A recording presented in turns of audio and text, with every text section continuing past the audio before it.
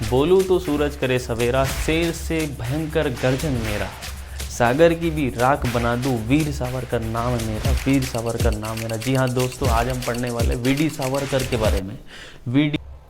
VD Savarkar ji, या हम कहें विनायक दामोदर सावरकर। इनके समर्थक इनको प्यार से वीर सावरकर कहते हैं, क्योंकि इन्होंने काम वीर योद्धाओं वाले किए थे। आगे चलें। इनका जन्म होता है 28 मई 1883 को नासिक जिले के भगुर गांव में, और इनके पिता का नाम दामोदर सावरकर, इनकी माता का नाम राधाबाई था। इनकी शिक्षा की बात करें तो जीवन जो है वो गरीबी में था। गरीबी में होने के बावजूद, आर्थिक स्थिति खराब होने के बावजूद, इन्होंने शिक्षा पर बढ़िया तरीके से जोर देते हुए, अपनी स्थिति को ना देखते हुए संघर्ष के साथ बीए की शिक्षा प्राप्त की, या बीए तक शिक्षा प्राप्त की। इन्होंने पुणे के फर्ग्यूसन कॉलेज से बीए किया था। इसके बाद बाल गंगाधर तिलक इनसे काफ़ी प्रभावित थे, तो उनके कहने पर इन्होंने छात्रवृत्ति लेकर के लंदन के इंडियन हाउस में प्रवेश लिया था। छात्र जीवन से ही राष्ट्रीय भावना से ओतप्रोत थे। इनके अंदर छात्र जीवन में ही राष्ट्र के प्रति कुछ करने की, कुछ कर गुजरने की भावना बहुत थी। राष्ट्र भावना से ये ओतप्रोत थे। 1904 में इनको लगा कि कुछ स्थापना करनी चाहिए, कुछ संगठन बनाना चाहिए जिसको देश के लिए काम किया जाए। तो इन्होंने 1904 में अभिनव भारत, जिसको हम मित्र मेला के नाम से भी जानते हैं, अभिनव भारत की शुरुआत करी, और 1952 में इन्होंने अभिनव भारत को समाप्त किया। अभिनव भारत क्या होता है? एक गुप्त संगठन था। इसकी सदस्यता एक कह सकते हैं कि निश्चित एक नियत लोगों तक की थी, लिमिटेड जो लोग थे इसके सदस्य थे। अभिनव भारत की बात एक साल बाद 1905 में बंगाल का विभाजन हुआ, और बंगाल के विभाजन से इनको काफ़ी जो है वो इनकी भावना आहत हुई। इन्होंने इसका विरोध जताने के लिए विदेशी वस्त्रों की होली जला दी।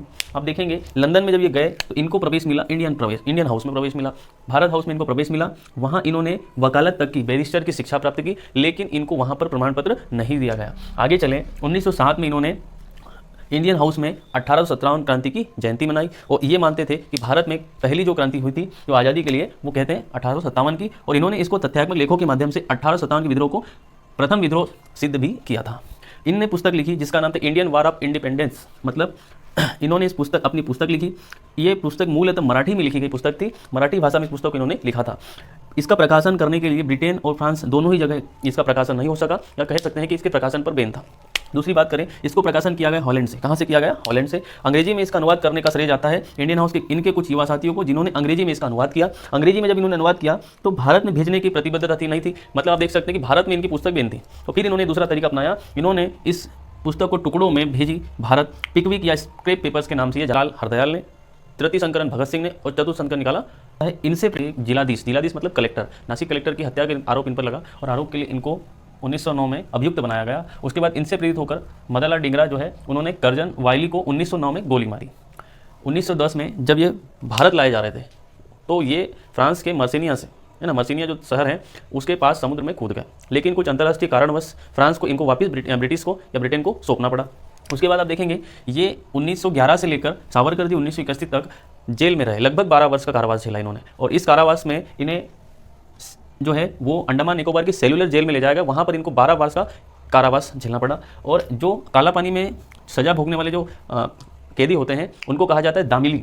तो दामिली दूसरा, जब 1911 से 1921 के बीच खत्म करने के बाद जब भारत आए, भारत में भी इनको 3 वर्ष तक है वो कारावास में रहना पड़ा या सजा भोगनी पड़ी। उसके बाद आप देखेंगे ये जब भारत आते हैं उसके बाद इन्होंने देखा तो भारत में छुआछूत जो है वो चरम पर थी, जाति प्रथा चरम पर थी। इससे इन्होंने क्या किया, इन्होंने भारत में हिंदू समाज के पतन का मुख्य कारण माना छुआछूत और जाति प्रथा को।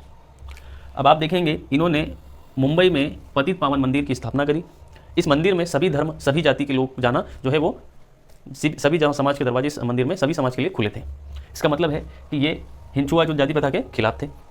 इन्होंने हिंदू समाज की 7 बेड़ियाँ बताई। इन्होंने कहा कि हिंदू समाज 7 बेड़ियों से जो है जकड़ा हुआ है। वो 7 बेड़ियाँ कौन सी है? देखिए, सबसे पहले देखेंगे स्पर्श बंदी, कुछ जातियों को छूना निषेध माना जाता है। दूसरा आता है रोटी बंदी, कुछ जातियों के साथ खाना या उनके साथ बैठ करके भोजन करना निषेध माना जाता है। बेटी बंदी, कुछ जातियों के साथ विवाह करना निषेध माना जाता है। व्यवसाय बंदी, कुछ व्यवसाय करना निषेध माना जाता है।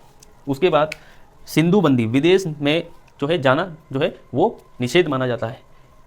शुद्धि बंदी, हिंदू धर्म में वापसी जो है वो संभव नहीं है, इसको भी इन्होंने एक प्रकार से बुराई कहा। वेदों का अध्ययन करना हर किसी समाज के लिए जो है वो नहीं है, संभव नहीं है। ऐसा इन्होंने इस प्रकार से इन्होंने ये 7 बेड़ियाँ बताई है जो हिंदू धर्म के पतन का कारण है। इन्होंने अपने उपन्यास काला पानी में, या इनका एक उपन्यास है जिसका नाम है काला पानी, क्योंकि चूंकि इनको अंडमान निकोबार के सेलुलर जेल में रखा गया था, उस जेल में जो कैदी सजा भोगते थे वो सजा होती थी काला पानी। ये 2 जीवन की सजा होती थी। मेरा आजीवन कारावास इनकी आत्मकथा थी। बायोग्राफी जो है वीडी सावरकर जी की वो क्या थी? मेरा आजीवन कारावास। आप देखेंगे इनकी रचनाओं पर भारत में बम्बई सरकार ने 1946 में प्रतिबंध हटा दिए थे।